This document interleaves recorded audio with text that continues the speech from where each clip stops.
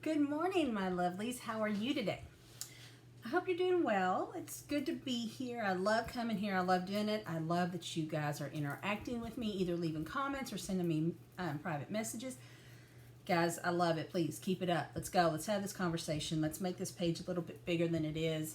And I will say I am working on my first cult episode. I'm hoping to have that downloaded in the next couple days. So keep your eyes out. I'm excited. And then I've got some new stuff that I think I'm just going to do a regular get ready with me, and we can talk some new makeup products, because as much as I love true crime, I love makeup as well. So I kind of want to keep it all together. So I probably have bitten off more than I can chew, working full time and running like I do, but I'm enjoying it. So bear with me as we get this thing rolling. So anyways, I am doing well. I'm just come off my 4-day weekend with my family in the mountains. It was much needed. It was so nice to have all my kids together. Of course, if you've been with me for a while, you know my daughter lives with us, which is perfectly fine. She just finished her master's. She's getting ready to start a good job, getting on her feet, and we'd rather her stay here than try to jump in too fast. So we've actually told her, stay here as long as you need. Let's get this and do it right, okay? But my son, he and his fiance live on their own. They have for a while now, and it's just, he works full time, she's in school, I'm working full. We just don't get together as much as I would like. So it's perfect when these little things come up and I can get him to come with us and just enjoy the time. I will say the mountains are beautiful. I enjoy going up there, staying a couple days, just enjoying everything. We were pretty jam-packed of what we did, but it was so nice that first couple nights there I did not sleep for crap, which is normal. Normally I get 45 hours of sleep and I'm okay. My body's kind of used to it. I don't like it, but it is. And then, well, actually pretty much the whole time I was there I slept worse than normal, because we were on an actual smaller bed than we typically have. My husband and I have this California King. We have all the dogs with us and we're still okay. Well, my husband and I and the 2 corgis were on a queen, and the cabin creaked and moaned, and so I didn't sleep well. And then the second night we were there was a tremendous thunderstorm. I mean, I'd never been in the mountains when there was a storm, and it was awful. And my daughter's corgi that always sleeps with us, Bowie, he is terrified. And let me tell you, it was all night long. He shook the bed. It was awful. So when I got home, this is the point. I actually slept 7-8 hours, and I've done it for the rest of this week. And my poor body doesn't know how to react. I cannot get out of bed in the mornings. I'm so struggling. So there was a good thing to it, and then there's this little side thing that I've got to get adjusted.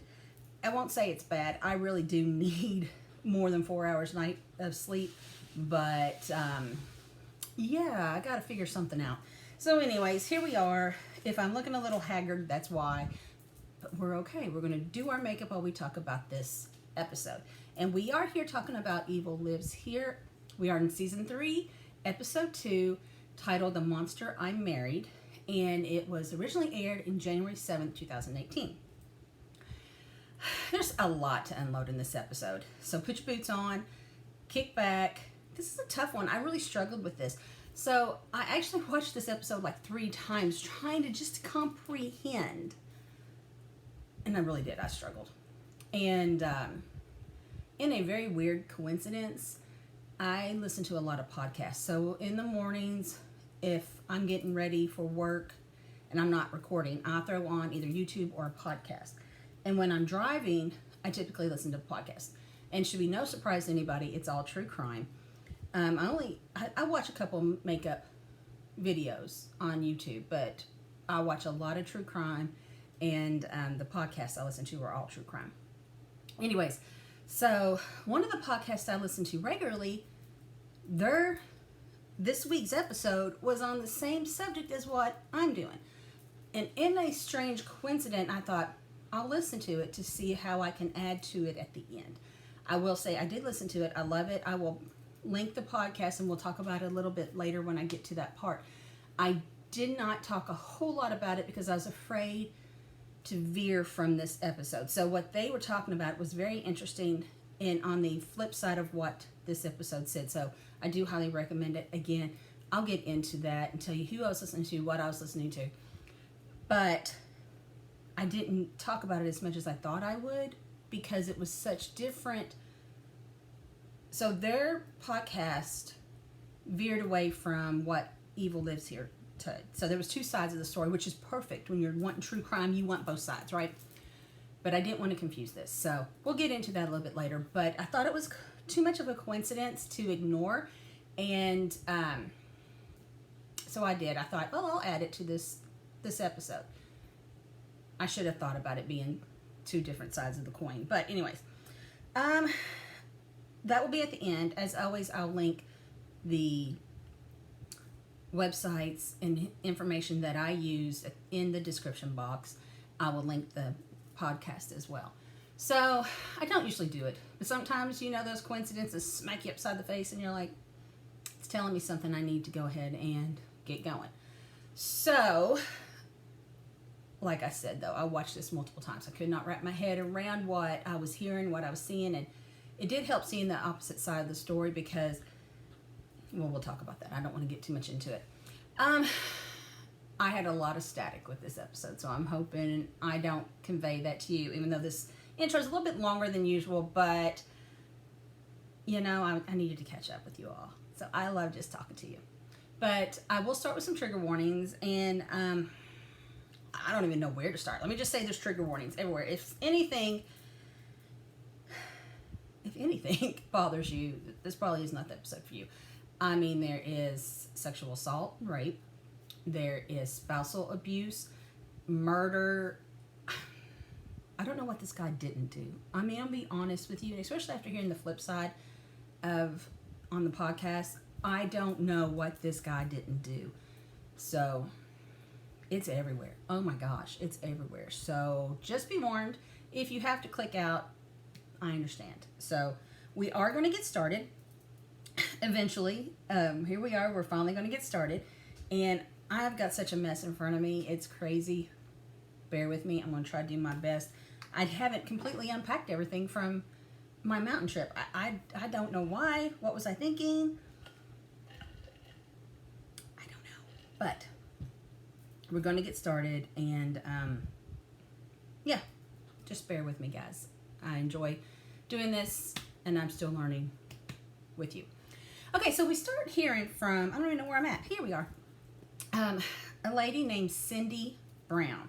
And I find out later her name is Cynthia, which is probably pretty par for course. I mean, well, there we go. I was going to say, is my primer out? And we're hearing how she met Robert, or Bob or Bobby is how I will refer to him. And it's funny because at the end there's a really kind of funny little story about Bob, Bobby, and Robert Brown. Not Brown, I'm sorry, Long. So Robert Long is his name. You will hear me refer to him as Bob or Bobby. That's pretty much what we will call him throughout this episode. And so they had a relationship. They were in high school when they met, which we'll get to that. But it was in the 1970s and 1980s that the story she's telling us takes place. And we did learn that they're in Florida. You guys, you know, if you know, you know. The fact that we had that information, every time I will say something. So, yeah, it's crazy that that information was thrown at us at the beginning. Normally, we kind of have to guess where we're at, what we're doing, and everything like that. But no, today we know it's in the 70s and 80s. They were in high school when they met, and they were in Florida. So, she starts by saying she really didn't want to talk about her story for years. So, I don't know. I mean, I get that. When you go through something like this, and, you know, there's a trial and everything, you probably don't want to talk about your story after that. You know, you want to forget it and move on. Not that that's ever really a possibility when you live a tragedy like this, but I can see the need to want to do that. So she said she hasn't really talked about this for years, and a lot of it has to do with her kids. She didn't, there's really not a lot mentioned about the kids, and even when I fell into a rabbit hole, I probably didn't look as much as I should have about the kids, but we know there's 2 kids. So anyways, so she didn't want to talk about the story for years because she was afraid for her children. But she's at a point now, and I did find this very interesting what she says, that you should never have to live like she did. And she doesn't want anyone else to go through what she did. Don't get me wrong, I completely agree with that. My problem is that she stayed. We'll get into that. But it breaks her heart to think of any woman going through what she did. And it's very awful. Like, totally awful. Or what her victims went through. She says it's just awful what she went through and what her victims went through. And I'm honestly glad that she realizes this now. And she wants to tell her story. She wants to get it out and warn people of some signs and things what to look for, whatever. I wish so hard, that she would have realized this earlier into the relationship with her and her kids, and they might not have had to live with that. And I say that when I say wish she hadn't ignored the signs that she saw, because she saw them, and she says she saw them. So anyway, so they met pretty typical. They were both he was a new kid, apparently, just moved to the Florida area that they lived in. And, they were in high school. Okay, she says they were in high school, but I'm thinking it's younger, and I'll tell you why later. But listening to Cindy tell it, she talks about being in high school when she met him, and it was like a bunch of the boys get together to play football, whatever, and the girls sit and watch the cute kids play ball, and they had noticed this new boy, and she said, I saw him out there, and I just knew he was going to be the one for me. And basically that's pretty much how it started, according to her. And I know that these episodes are edited for a lot of reasons, so I'm just going to say I think they purposely made her older in this story because their relationship, they were very young when they started it. Anyways, so apparently they met at a, get together with a bunch of kids playing football, and it really just kind of started out like that. And she really thought he was cute. She's the new kid, and she started a flirtation. She was determined to get to know him, right? Well, it worked. Because it wasn't long before they were a couple and doing a couple things. And at this point, she's even saying that he was saying things like she was always going to be his and, always be together. And, there was some warning signs pretty early if he was already that possessive. That's not something that I first started dating my husband, and he wasn't like, yeah, you're mine only, you'll never be with anybody else, and you were only with me. That would have ran me off pretty quickly, I'm just here to say. So, yeah, we had some pretty early signs that, and I will say she was young, and even younger than what they were saying on the show or enacting on the show. Like I said, the reenactments never quite get the ages right, and I think it leads me to believe she was older, though. Thinking back on it, I don't know if she actually said how old they were when they met.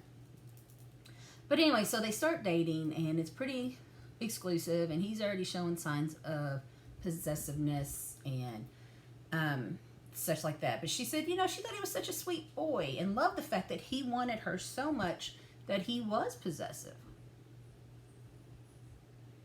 Now, again, we all, I believe, want to be in that relationship where our significant other is pretty much just obsessed with you, wants to be with you, whatever. But there are, I couldn't be with my husband the whole time. 24 hours a day, 7 days, I couldn't. He's got to go do his golfing and get away for a night. And I've got to go hang with somebody, even if it's just my daughter, and we go out or whatever. It's just one of those things that I could not be with him all the time. And apparently, that's pretty much what happened here. They were always together. So, but there were some signs that his possessiveness was going to start turning violent. And in one case, she tells a story that, and I think they were in high school at this point, which is where I'm saying maybe not. The reenactment shows them in high school. But she was in class, and this guy, I don't even know how to explain it, but apparently he reached over and touched her leg. And I'm assuming she took it pretty inappropriate. And the reenactment had him physically in his, they had those separate chairs, and him physically reaching over and touching her, which is very inappropriate. So it could very well have been one of those situations where it was very inappropriate. But she said, I handled it, and I told him, don't ever do it again. I'll knock you on your ass, whatever. And she said even the teacher got involved. And she thought that, didn't think anything else of it. She said it was taken care of. She handled her business and went on. Unfortunately, that is not the way it was, because at the end of the day, she said she was walking up to some friends and like, hey, what's going on, whatever. And they were all like, oh my God, have you not heard? And she had no idea. But Bobby had physically beaten the living hell out of this kid that touched her. And when she confronted him, she's like, you can't do that. You cannot be beating up everybody that looks at me or touches me. And he's like, well, nobody's going to put their hands on you. Yada, yada, yada. So, signs. But she says she knew he was jealous and possessive. And it was a problem because every time they went out somewhere, she felt like she had to walk on eggshells around him, because if anybody looked at her inappropriately or said something to her, he would start a fight. It was, she said it was very hard to enjoy time together when you had to be just constantly on guard because somebody might say something to you that he takes inappropriate. And she says, he was always like, well, you're the prettiest girl in school. All the guys want you. I mean, he's very, very jealous. And she's just like, Bobby, this isn't going to work. Or she's like, Bobby, you can't. She never said this is not going to work. I wish she had. But she doesn't. And unfortunately, I just realized I'm matching my eyeshadow to my background. Oh, well. I will. So, anyways, she says, and in the next sentence when she's talking about this, she says, I did not pay attention to the signs. I knew they were problems. I knew he was a violent person, that I never thought it could get worse. How? I don't understand that sentence. I don't understand that logic. When someone's like that, without proper help and care, it's only going to get worse. And if she's, kind of avoiding it or ignoring it so it doesn't get worse, well, it's not getting better. So then we hear, and his mother coming up becomes a very hot topic at the end of the story. So this is what Cindy said, and I find out a couple of different things, but the outlier truth is that he hated his mother. There's a lot to why, how, when, whatever, but Bobby hated his mother. And he thought, okay, she was a barmaid at a local club, and he thought she was a whore, slept around. She would bring home uncles. You know how that is. I won't say that. I shouldn't. I hope you don't know how that is, but you hear the stories of how, the mother's bringing home the newest uncle in the family or whatever, and, he was just very bothered by all her boyfriends. And he really thought that she was like this awful person. And again, signs everywhere that there's problems here, that there's something more than what she's telling us, or that she's seeing, I should say. She's seeing that there's an issue, and it scares her how much Bobby hates his mother. And the fights, she said the fights that they would have were just terrifying. They would yell at each other. She said, I really thought Bobby would end up hurting her because of these fights. Girl, signs, everywhere, signs. Okay, yes, I was singing that song in my head as I was talking. So they fought all the time, and it frightened her because she thought Bobby would hurt her mother. Bobby had apparently had a, quote, fetish, unquote. And I say that in quote because that's the words they use, and it was kind of weird to me. But he had this fetish for guns, and apparently he had a lot of guns, and he carried them with him pretty much everywhere. He always had a gun. He always had multiple guns at the house, whatever. So I'm not getting into that. I have no problem with having multiple guns in the house if done properly. We'll just leave that there. Anyways, he always had them out. He was always playing around with them, cleaning them, loading them, unloading them, whatever. And she said one time she fell asleep on the couch while he was doing this. And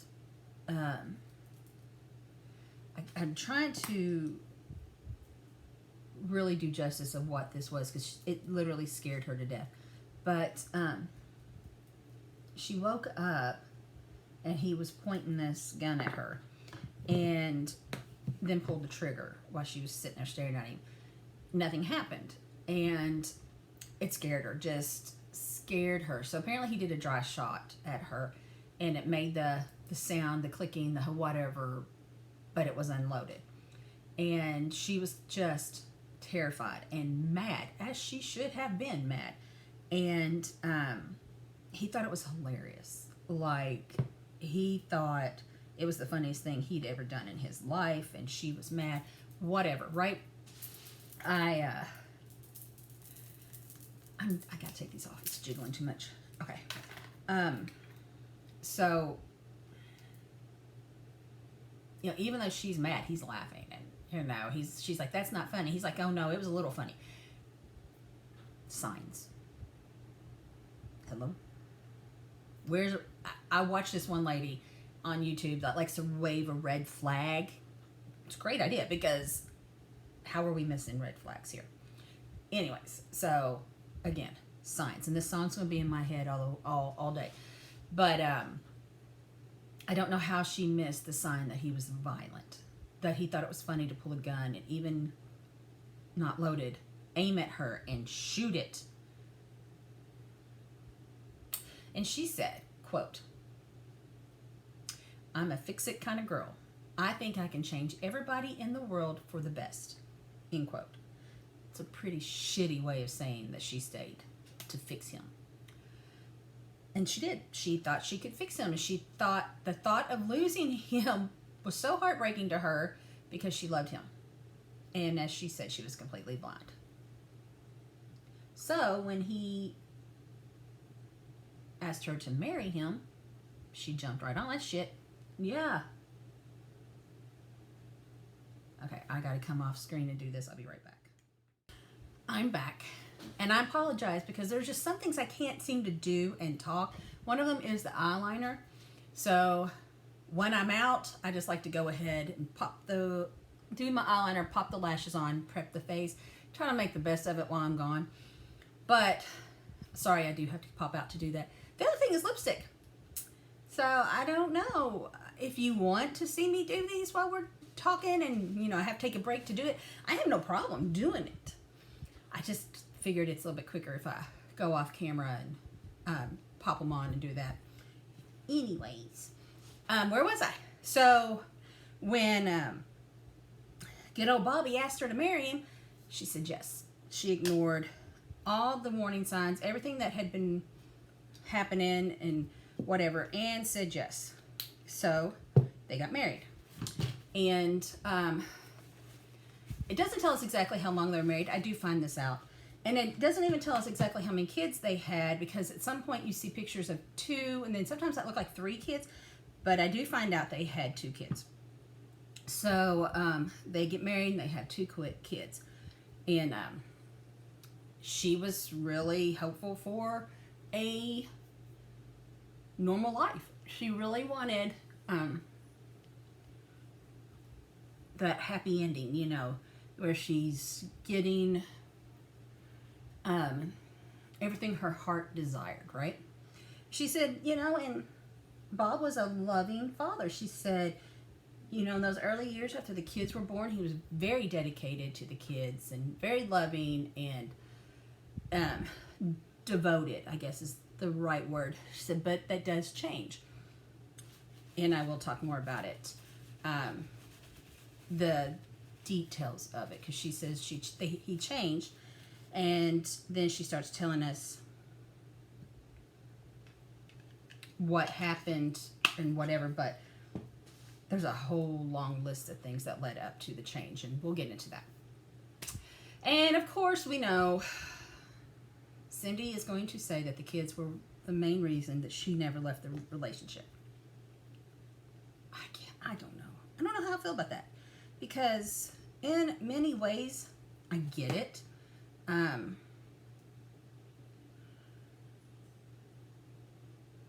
But I personally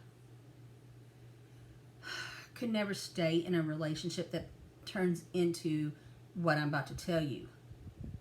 I just couldn't. You know, at some point, my self-preservation would kick in, and I would start thinking, okay, kids too. Now, everything I'm about to tell you, I honestly never saw a thing. And I'm just going to say, I honestly don't know for sure if Bob ever did anything to the kids. And I'll just leave it at that. The story is mostly about Cindy, but yeah. I don't know what to think about that, so I'm trying not to be judgmental. But as I always say, her truth is not my truth. Her reasons for doing what she did, for staying, for, you know, whatever, are hers, and I'm not one to judge that. So I'm just trying to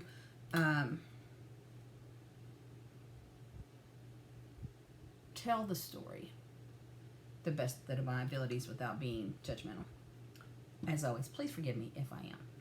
So we hear that Bob had a pretty severe motorcycle accident and had some serious head trauma.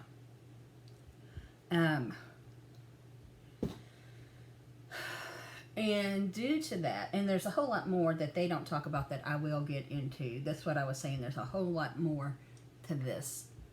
But he had this head trauma and started having headaches and sensitivity to light and smell, which, okay, so all of this shouldn't surprise anybody. If you think of a head injury, you think of some severely traumatic things, right? And apparently he had them. And it apparently was pretty darn bad. And so the doctors just kept telling her that things would get better when his head starts healing. So throughout this, the doctor is going to say that once his head heals, and I don't know if they are literally downplaying the whole doctor part of it, but you'll hear a couple times Cindy will say, well, when I talk to the doctor, they're like, oh, give him time, his head will heal. But it was after that injury that he started becoming very violent. Like, he is borderline, you know, possessive and jealous and everything, but hadn't crossed that, he hadn't really crossed that line yet. Well, hang on, folks. He's not just crossing it, he's jumping it, hurdling it, and burning that shit down. So Yeah, this is when things get really difficult. Like, I struggled to this point because she stayed knowing how possessive and jealous, and he'd beaten up people for looking at her or touching her. Just hold on, folks. It does not get any better. So the first thing she starts telling us is that in their life up until that accident, they had a really normal sex life. But after the accident, dude, he became like sex crazy. And I will touch on this at the end too. But apparently he could not get enough. And it's so he started wanting having sex like up to 4 times a day. So here's the thing. Whatever your opinion on sex and sex with your husband, whatever, this is where I struggle. Because if she didn't want to have sex, if she wasn't in the mood, he would start calling her names, yelling at her, accusing her of having an affair, doing all that, and then he would physically force her to have sex with him. So she even admitted he raped her. And then she would go on and say that it happened multiple times. It wasn't just a one-time thing. It was almost a regular thing that if she didn't want to have sex, he would sexually assault her.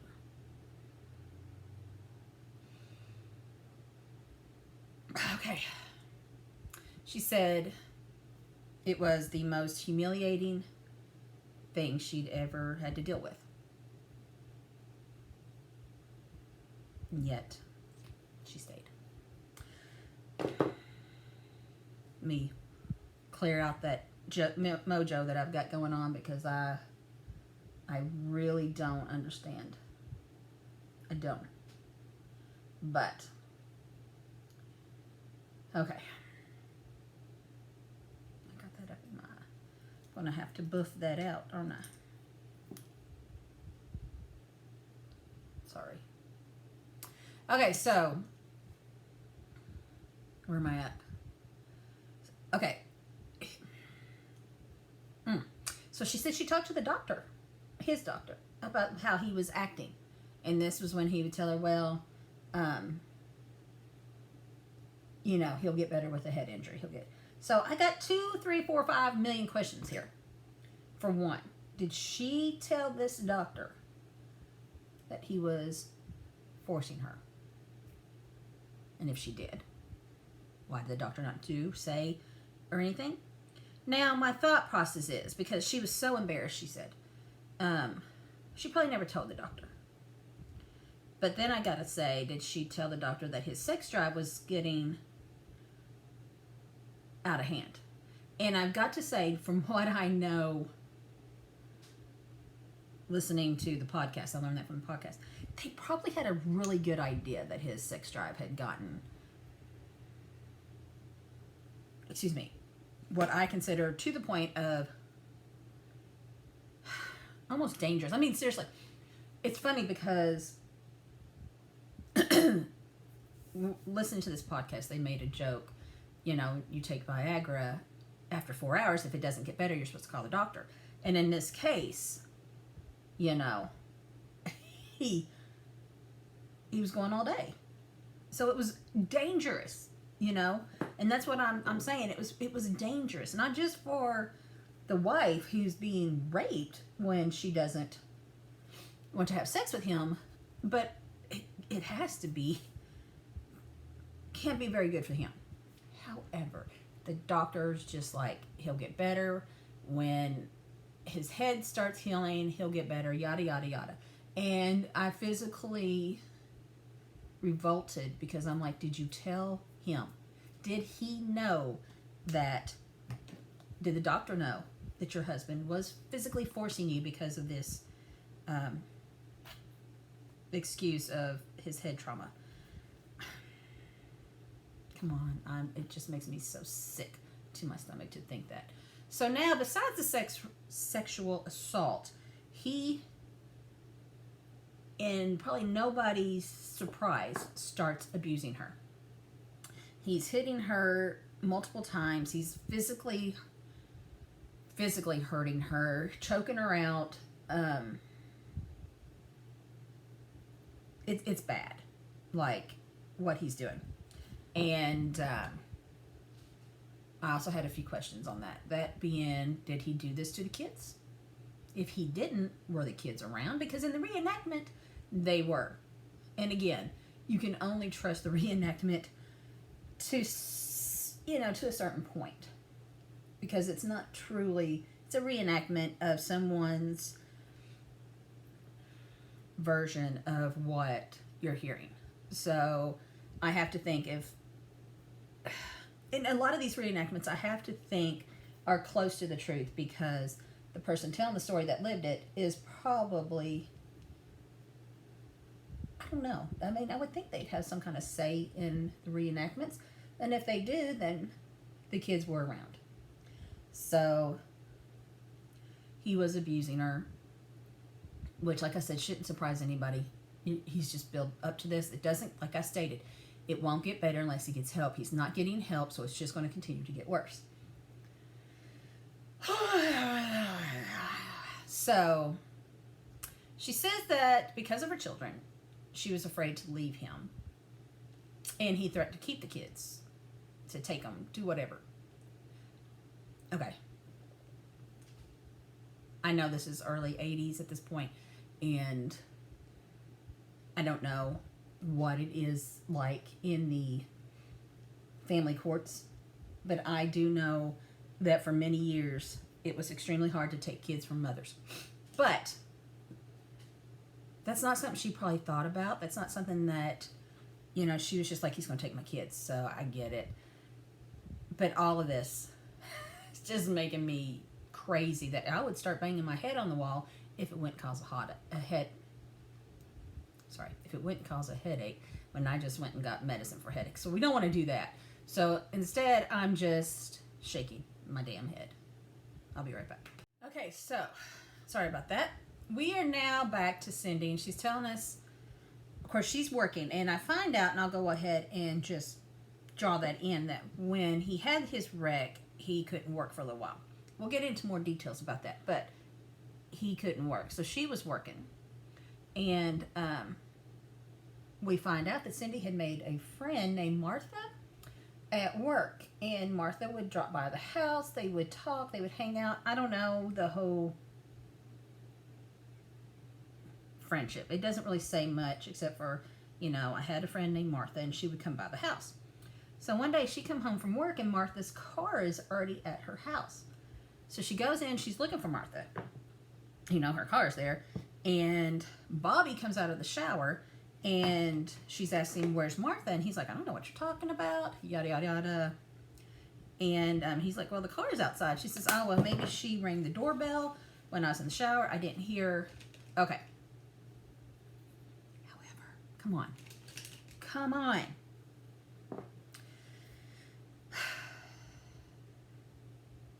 I had a few things with this. For one,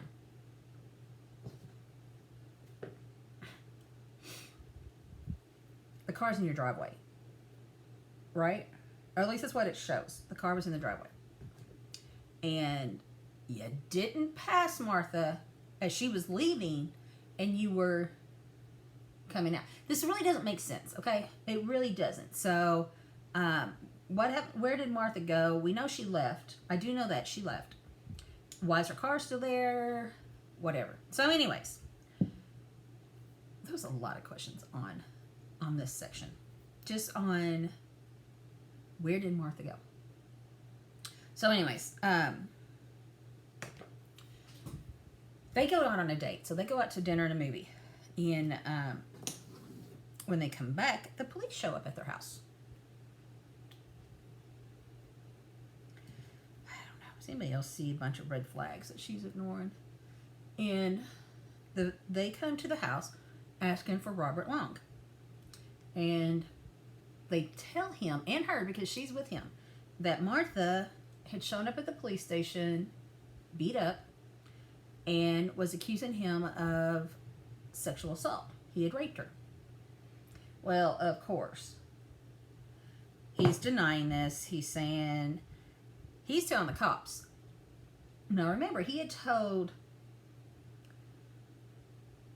Cindy that he never saw her. Now he's telling the cops that yes, she showed up here. She was drunk. She made a move on him. He shut her down and she left. Okay. I just blew. That was funny. Apparently, nothing was ever done. Nothing else was ever done. Cindy said that's the last she heard of it. Cops never came back around. I have questions.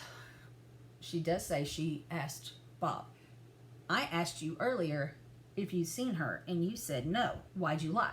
So he made up this lie. Didn't want to hurt you, let you know your friend come over, made a move on me, yada, yada, yada. She fell for it. She's like, oh, okay. I'm sorry.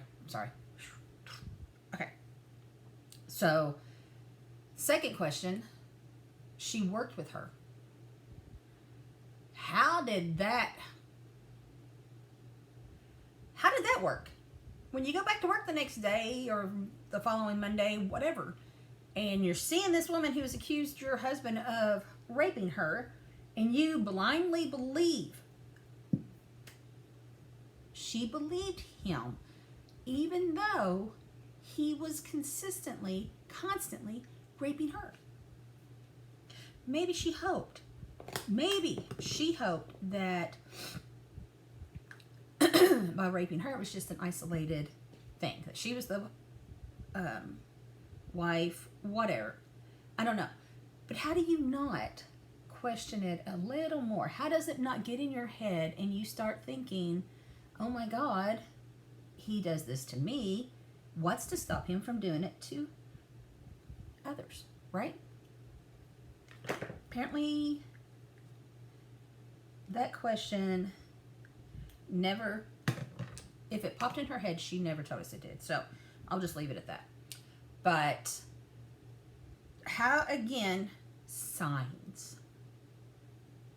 How do you miss all the red flags and signs? And she doesn't. Here's the thing. She admits she saw them.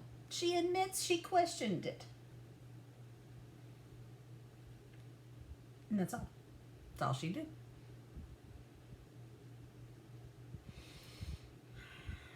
But I guess because it was never mentioned again, the cops never came back around, nothing was ever done. I'm assuming Martha never said another word. I don't know. It's very, very odd. But she never thought anything else of it. Right? So the story just kind of ends. That part of the story just ends there. Again, I'm not trying to be judgmental. But signs. That should be the name of this episode. Signs. Now she's telling us that Bob has started a weird habit. And at this point, she says that, right? And I'm all like, oh God, what else could it be? But she's like, yeah, you just developed this weird habit. I didn't think anything of it. I would just come home and he would be sitting there going through the newspaper. Okay. In and of itself, of everything else he's done, I can see why she didn't think much about this. But she said, he would sit there and he would go through the newspaper. He'd circle this, he'd circle that. Then he'd get up just abruptly. I gotta go. Okay, so now that I might have questioned. But she said, she didn't know what he was looking at, what he was doing. So one time she picked up the paper just to get an idea. And it was just the classified ads. And she's like, okay, whatever. But she said he started staying away from the house longer and longer. Like before it would be an hour. And then, next it would be all night. It would be a thing. He would stay away from the house longer and longer every day. She wasn't sure what was going on. And she thought, maybe he was having an affair. And she didn't seem too upset with the thought. You know, she just said she was more embarrassed to think he was having an affair. You know, she loved him and he's cheating on her, whatever. If only. If only it was an affair. So, okay.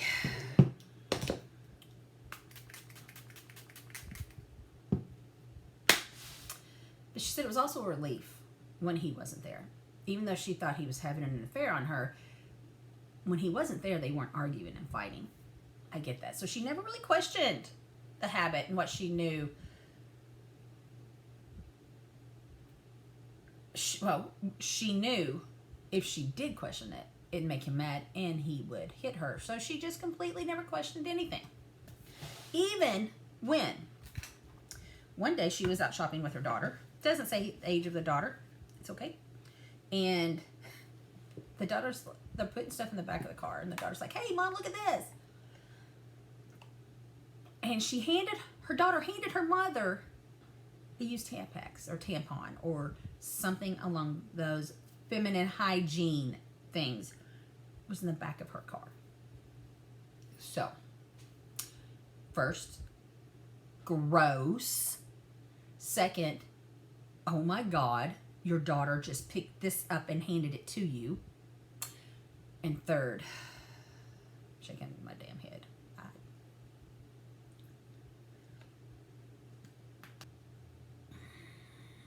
So, surprisingly, this set Cindy off, who then went back and confronted Bob about if he was cheating on her, he could keep it out of her damn car. Not the fact, at least she didn't say anything about the daughter having to pick up this gross, nasty ass thing. And why? Why was that, of all things, what was in her car? Not underwear, not a bra, not clothes. Am I the only one that really questioned that? I don't know. To me, that was really more confusing. But, of course, this started a huge fight. She got smacked around, whatever. And she stayed. To her, she now had proof he was cheating on her. She thought he was. The kids, at least the daughter now knows something's going on. I don't know what they told the daughter. Don't know what they told the kids at any point in time. But now the daughter thinks something's going on. And she stayed. Now, I guess there's always a breaking point, right? And she tells us of another fight. I don't know how long past all this that it happened. But she didn't even tell us what happened, but they got into a fight. He beat her severely and then sodomized her. And then when she woke up, she said she was on the couch. He was sitting there beside her crying, as he always does, crying, "I'll never do it again," whatever. She physically had to go to the doctor because she needed stitches. And he told her, "If you tell them that I did this, I will kill you and the kids." So, she goes to the emergency room. She needs stitches. And she tells the doctor that she fell. And so, he treats her, does whatever, but then he brings in a cop. And the cop's questioning her. And she's like, I already told the doctor that it was just a fall. Everything's okay. I don't know why you're here. And he says, "Let me show you something." Hands her, he pulls out, he had a mirror behind his back, and proceeds to show her the finger marks around her throat where he choked her. He had left physical marks. So she kind of loses it. I mean, she says, "I was scared. He's going to kill me. I didn't tell the cops, but they know. And now he's going to come after me, and he's going to kill me or the kids or whatever." And the cop tells her, I'm going to go arrest him. And she begs him, please, no, don't do that. It'll just make him mad. He will be out before I'm home from getting stitches, and he'll be waiting on me. Very legitimate concern, right? I think I've heard stories before of something similar to that happening and not going well, right? So he tells her, and this is where I'm conflicted. So the cop tells her, okay, I will not arrest Bob, but I will give you a week to file for divorce and get him out of there. So she agrees. So I am so conflicted on this. For one, thankfully, he's there, he's involved, and he knows that the likelihood of Bob being back before she's out is great, and she could be in danger. But in my opinion, and remember, my opinion ain't worth more than the toilet paper you use in the bathroom. Even letting her go back home for a week is dangerous, right? She could chicken out. She could do this, that, or that. She might not leave. So, why did he not follow her home? Why did he not help her get him out of the house? Why did he not do A, B, C, D? At least he did something, right? And it made her think it's time to get out of there, because the cop's going to come and arrest him if I don't, and whatever. So, but I was so confused. Like, he had great intentions. I understand that, but I think he could have stepped up and done more. Now, is that just me? Did any of you all, when you heard me say that, any of you all think he could have handled that a little better or different? Surely it's not just me. Really? Let me know. I'm very curious. I'm going to go put some lipstick on because I can't talk and do this at the same time. And I'm back. Okay, so we still got a lot to go and my face is done, so let's get to it. She goes home with the intentions of packing and getting the kids, leaving, or whatever it is. And she doesn't say, like, okay, that night I was going home to do it, or 3 days later I was going to do it. She just says she was going to go home and pack. But he was asleep on the bed when she got there and was doing all this. And she just had the thought that if I killed him, get him out of the way, my misery will be over, everything will be over, whatever. Like I said, she's hit her breaking point, I think. So she gets his shotgun out, loads it, whatever, and she sits there and points it at him as he's laying there, ready to kill him. Of course, this is not going to be much more than premeditated murder if she kills him, and she's going to be in a shitload of trouble. But this is where her mind's at. And she said, I literally sat there for 3 hours holding this gun at him. So it was in the middle of the night, because then his alarm goes off at 5 a.m. and he wakes up and sees it. So, things start being said, whatever. He's like, do it, I dare you. You ain't got the balls, whatever. And she doesn't. So,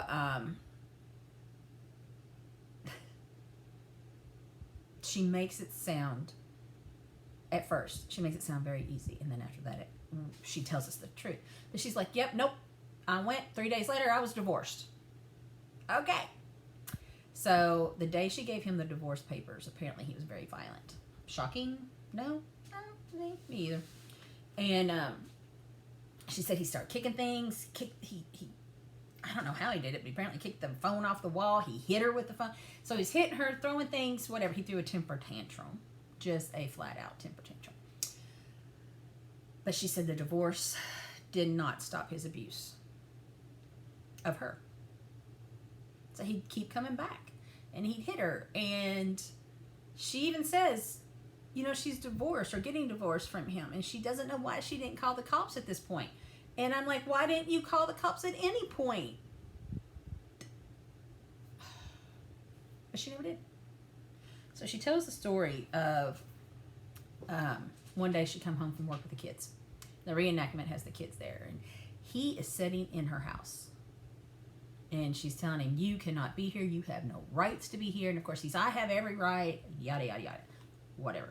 Bullshit that comes out of a man's mouth when they think they are you know, they have the right to do what they want. But physically, he tells the kids, hey guys, go outside and play so I can talk to your mom. So the kids are there. And after the kids leave, he proceeds to beat her, rape her again, and then just like that, he gets up, showers, and leaves. And she does not call the cops. And at this point, what have the kids seen? What have they witnessed? What is going on? What are you teaching your kids?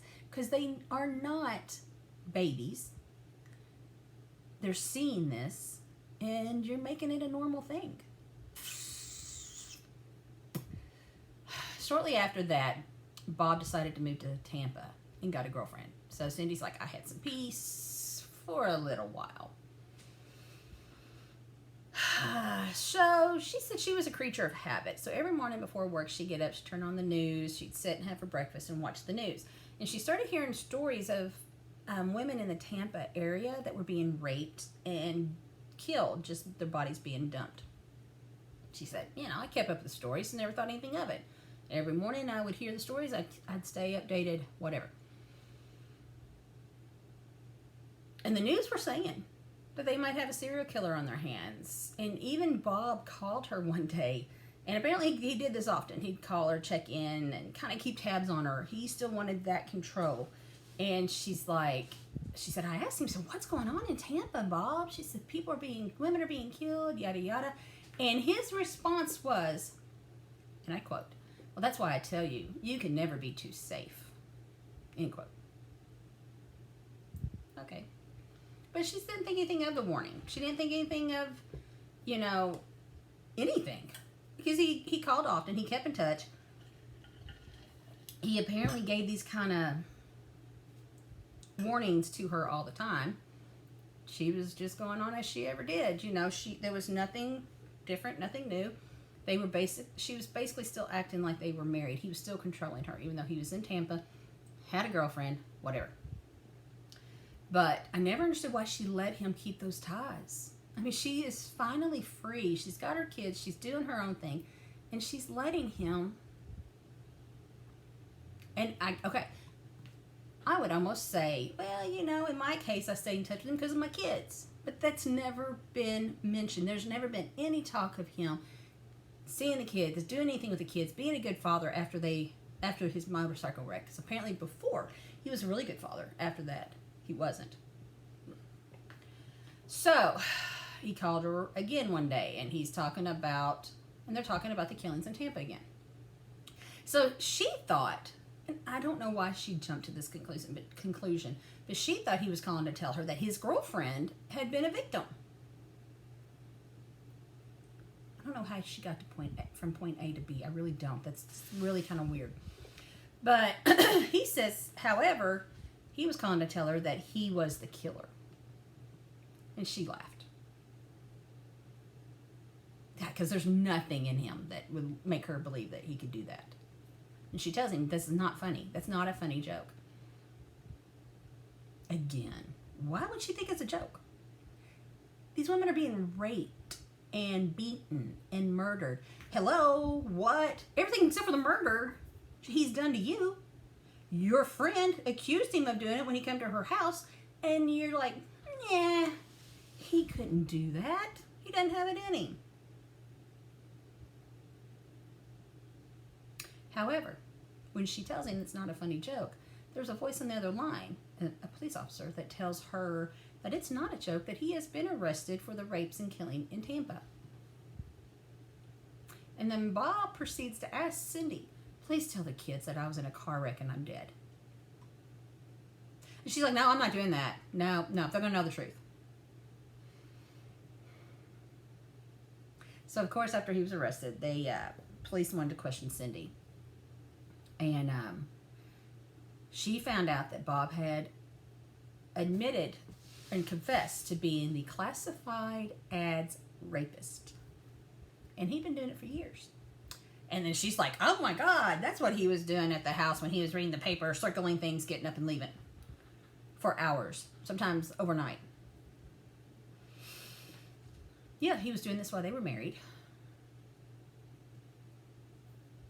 And Cindy said she didn't know the count of the women he raped, but she had heard it was in the hundreds. Now, that sounds like a lot, but I had heard in later when I'm doing the amount of women he murdered was not murdered. The amount of people he raped was as low as 50 up to 150.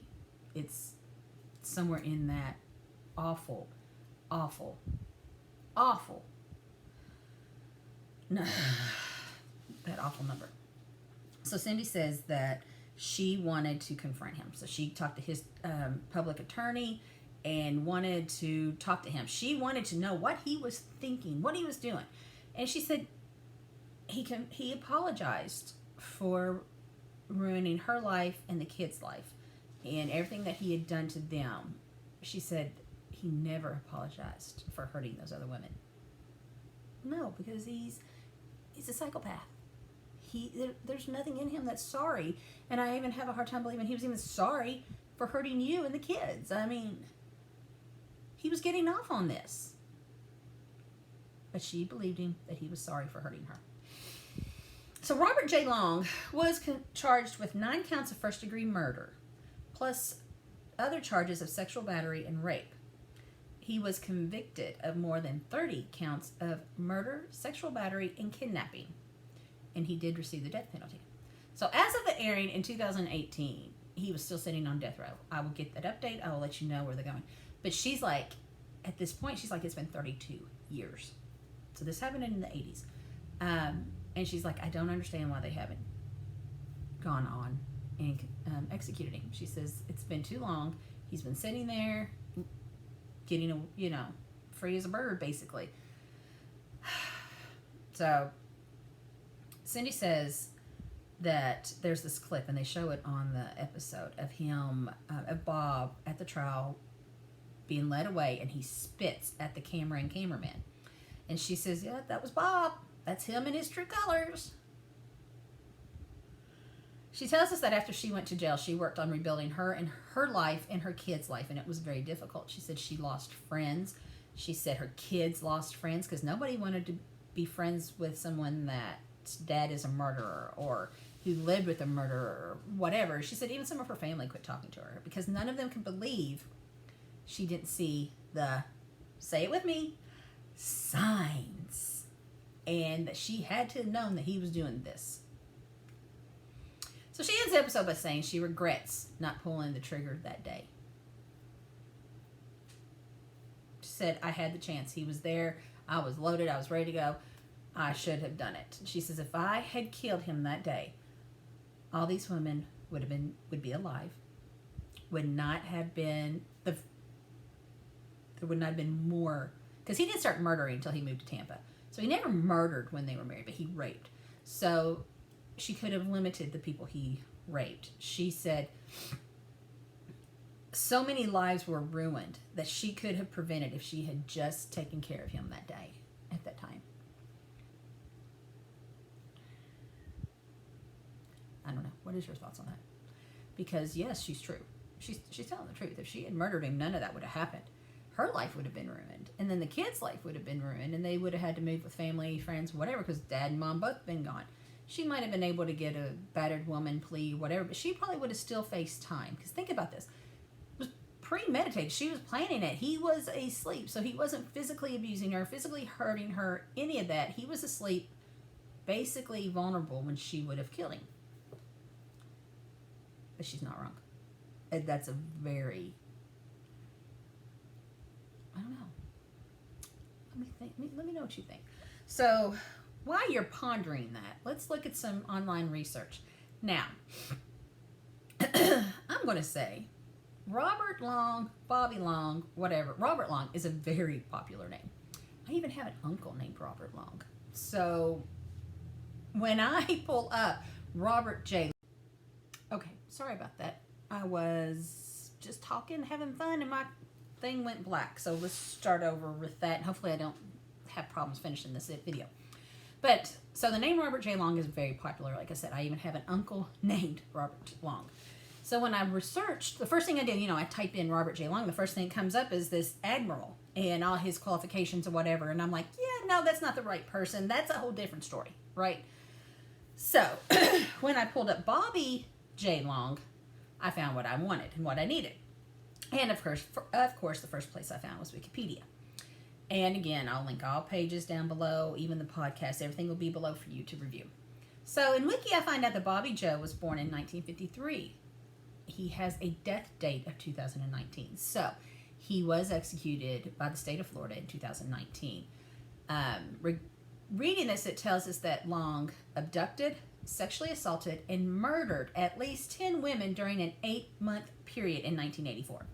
I find this very confusing because the episode before led up to believe that it was this really long period, and even what I've heard afterwards made it think it was even longer than 8 months but maybe it was only 8 months he started murdering before he was caught. But I know the raping was a whole lot longer throughout the marriage and after whatever. So it's kind of confusing. So the article states that his downfall was he released a 17-year-old girl named Lisa McVeigh. He held her for 26 hours, and I don't even want to think of the awful things he did to her. But when she was released, she went to the police, and her information led to his arrest. It's not even mentioned in the episode. Like, that's first I heard it when I saw it, and I was like, really? But there's so much more. In a section titled Early Life, it tells us that Bob was born in West Virginia. And he was born with an extra X chromosome, which is known as Klinefelter syndrome. And the condition results in excessive estrogen production, yielding some female traits, such as breast development. So, it states that Bob was teased as a child for his large breast. And unfortunately, with the way children are, I'm not shocked. But he underwent breast reduction surgery due to this. As a child. I mean, I don't know how old he was, but as a child, he had this surgery. Again, none of it was mentioned in the story, and it was probably left out because it really had no real impact on the story that Cindy was telling. But for me, it tells us a little bit more about Bob, which I find a ton of stuff more about Bob. Doesn't explain or excuse what he's did, but maybe give us a little bit more insight about him. And this is where I think I start going a little off kilter and I get away from the story. So I reel it back in at the end, but that is the whole point. You know, this Evil Lives Here episode was Cindy's story. So even though, yes, we need to understand and Bob's being is this absolutely awful person, I don't want it to distract. So that explains why. But I'm also finding out that he suffered multiple head injuries as a child due to different accidents. And I'm like, what does that mean? Well, let me tell you. I find out. We'll get to it. So Wiki talks a little bit more about his dysfunctional relationship with his mother and states that he actually slept in bed with her until he was a teenager and he resented her multiple boyfriends. And I'm thinking, maybe that's why he resented the boyfriends. Maybe he had this blown up idea in his head of him and his mother. It doesn't really say, but it's very telling. And I'll get to more about how long he actually slept with his mother and so on and so forth. But he married Cindy in 1974, had 2 children. It was a girl and a boy. And she filed for divorce in 1980. So she was only married to him for 6 years. And I say only married to him, but she lived in hell for 6 years married. And then there was a ton of time before they were married that they dated. So I'll get to that too. They dated for a long time. They were high school sweethearts, as I mentioned. Okay, so the classified ad rapist. As the classified ad rapist, he committed at least 50. So this says at least 50. Cindy says 100, and later on I hear 150. So that's why I say this big long range, however, is way too many to even put my poor little brain to wrap around. I don't know. So his known victims, and these are the ones that's listed in Wiki. I do find a couple more, but obviously I don't get a full list. But artist Ann Wick was 20 years old when he killed her in March 1984. Nguyen Thought Long was 19 when he killed her in May 1984. Michelle Denise Simmons was 22. He killed her in May of 1984. So this was only 2 weeks after he killed Negan. I'm probably really mispronouncing her name, and I apologize. Linda Nuttall was 33, and she survived an assault in May of 1984. Doesn't tell me how long after Michelle. So in May, there's 3 known. Elizabeth Loudenbach was 22 when she was killed in June 1984. So there's a lot of documentaries listed on this wiki page for Long's crimes. And I will put them in there because I feel like if you really want to know, you can research more. But there's a ton of them. Most of them are videos. And that's why I didn't watch them. Because again, I was trying to keep this evil lived here in this bowl that I'm talking about. But I have all these other little things and I didn't want to really stir up that bowl too much. But I will link as many as I can in the description box for you. Please feel free to reach out. Let me know if I should go on and maybe do a bigger story about this. I don't know. But there's also a Lifetime TV show, TV movie. It was titled Believe Me, The Abduction of Lisa McVeigh. And it was aired in 2018, so it really wasn't that long ago. But like I said, he was murdered or executed in 2019, so it was before his execution. According to the Tampa Bay Times, dated May 1st, 2019, there was some confusion on Bobby's real name. And this is where I said it gets almost laughable, but at the same time, interesting. Does that make sense? So I understand and I get that anybody, being your lawyer, would try to find loopholes if you are convicted and on death row. I get it. I don't have to agree with it, but I do get that is what you're paying your lawyer to do. So the story goes like this. The governor ordered the state to kill Robert Joseph Long, stated just like that, which apparently had been on this death warrant 8 separate times, stated just like that, Robert J. Long, and had been that way since his conviction in 1984. So in 1984 he was convicted, okay? It's been on this way since then, and now we're in 2019. And the letter that accompanied the warrant referred to him as Robert J. Long, as well as the original sentencing paper. However, the problem in what the lawyer was jumping on, that's not his legal name. Yeah. Apparently the name on the birth certificate was Bobby Joe Long. But various variations of his name had been used since his capture and arrest. He was including Robert J. Long, Bob Long, Bobby Joe Long, just to name a few. But his actual birth certificate name was Bobby Joe. So Bob's attorney thought to use this oversight to claim the warrant was defective and asked for it to be thrown out, essentially throwing the death penalty out. Claiming, and I quote, "If the state is to carry out the harshest of punishments, it must do so correctly," end quote. I do get that. I do. But, okay, the attorney for the state called the claim frivolous and questioned, good question, why it was just now being brought up as his execution's imminent. If it's been this way since 1984, why didn't you fix it then? Why did you not think to, I have a feeling, it was an ongoing 30-year problem that could have been rectified at any time. I have a feeling the lawyer probably knew it from then and thought, I'll just hold this ace in my sleeve until you're about to be executed and we'll get you off on a technicality.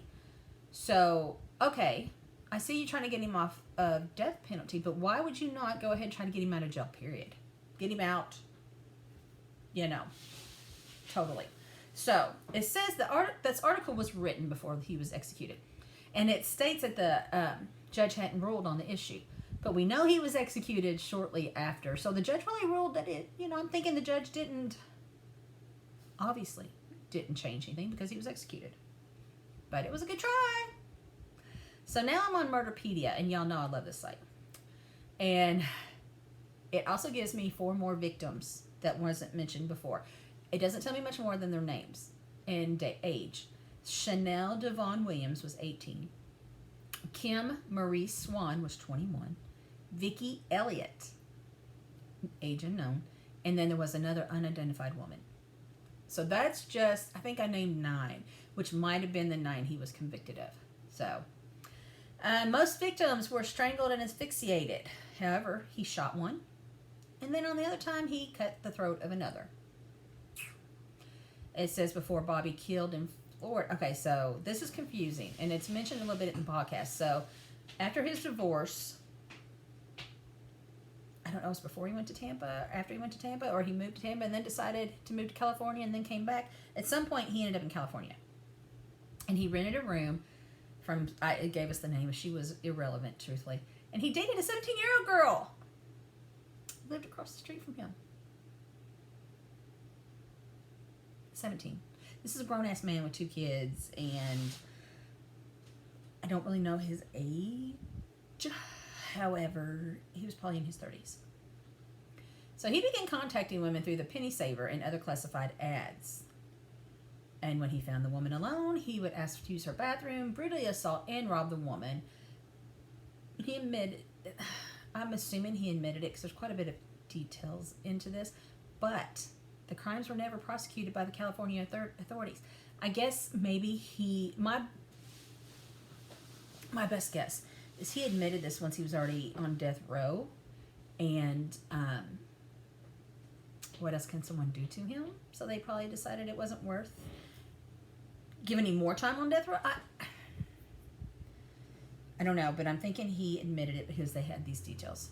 So now I'm going to listen to this podcast, and this is where I want to give you a little detail about the podcast. I listen to it regularly. They have weekly uploads that I'll listen to. It's called Hitched to Homicide. And I actually started listening to this when it was called Kentucky Fried Homicide. I'm from Kentucky, so it really drew my attention. At first I thought they were going to do Kentucky stories, but they really do a lot of different stories, but they're from Kentucky. But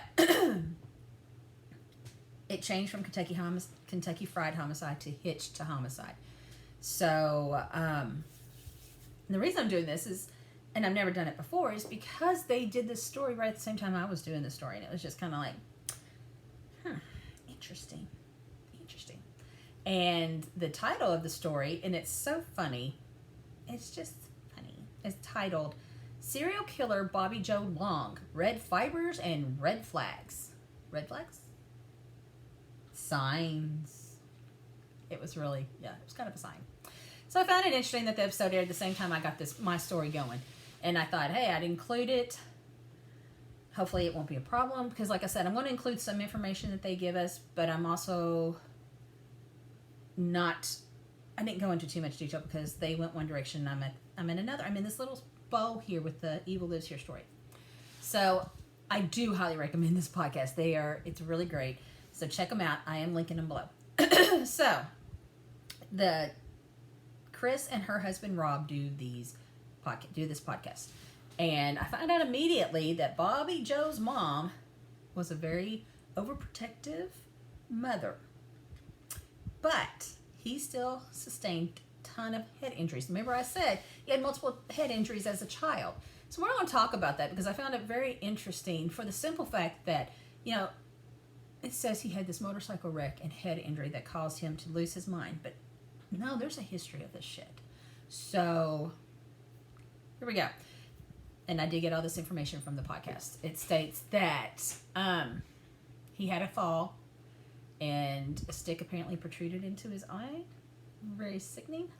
Another injury that he had a bicycle wreck where he crashed into a parked car, which resulted in another head injury and loss of teeth. Damn, how fast was he going? Then he was hit by a car when he, I guess, walking across the street. Then he fell from a pony that resulted in another head injuries. So all of these injuries, he had head injuries. And if I'm understood correctly, they all happened from the time he was 5 to 7. And I think Chris said it right. He has an overprotective mother, but yet all this is still happening to him. I mean, yeah, it's kind of. So, he and Cindy started dating when he was 12.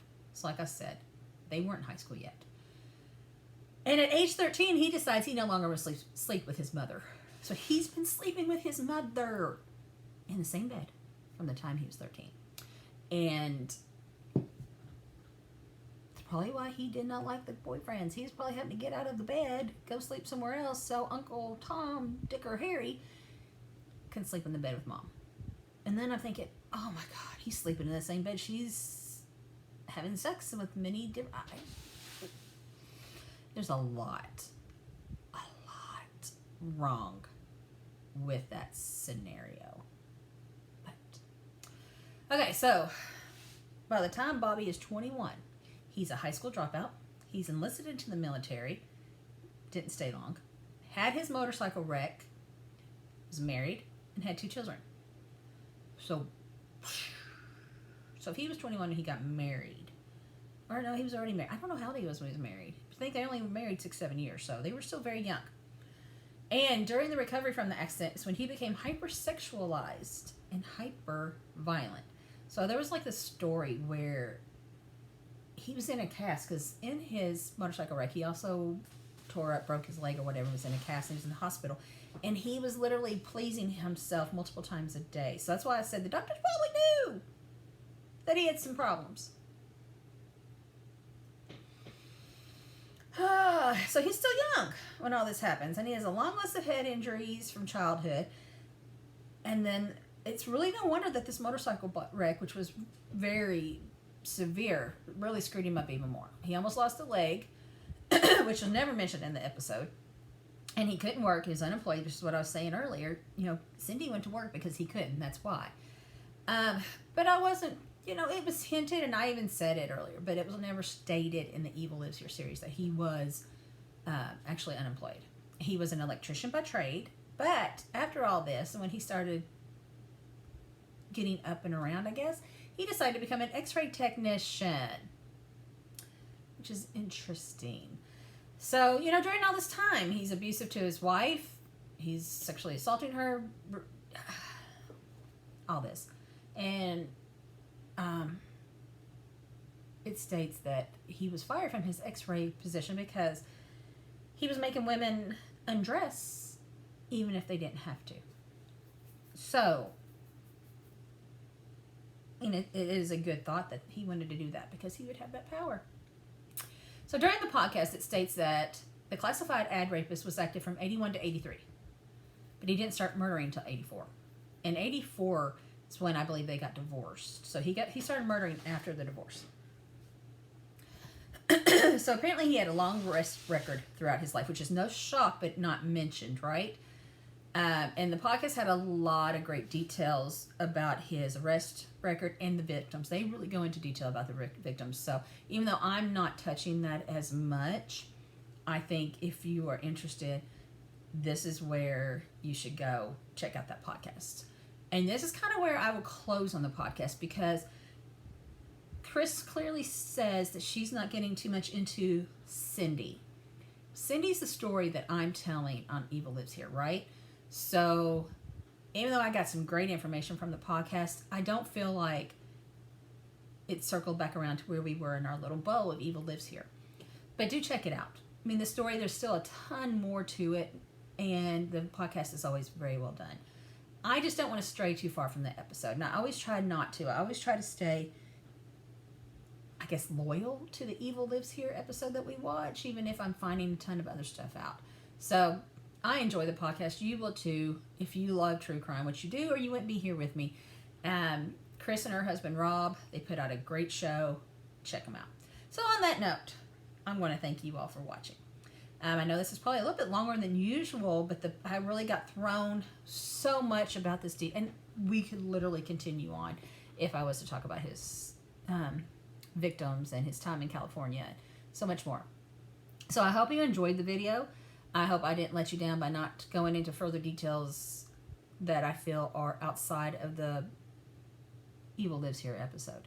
I did stray more than I meant to. I try to keep it real, but sometimes you gotta tell the facts, right? So, please, be good, be safe. It's a crazy world out there. As always, share my video. If you know somebody that's gonna like some true crime and maybe they'll make up, share it. Let me, I'd love to. I want to Don't forget to hit that subscribe button if you are not already subscribed. If you are subscribed, again, thank you. Thank you for the comments. Thank you for the messages. I truly appreciate, love every one of you. I just want to grow this channel, see what we can become. Like I said, I'm working on the cult series. Then I've got some more just regular makeup discussions. So until next time, guys, goodbye.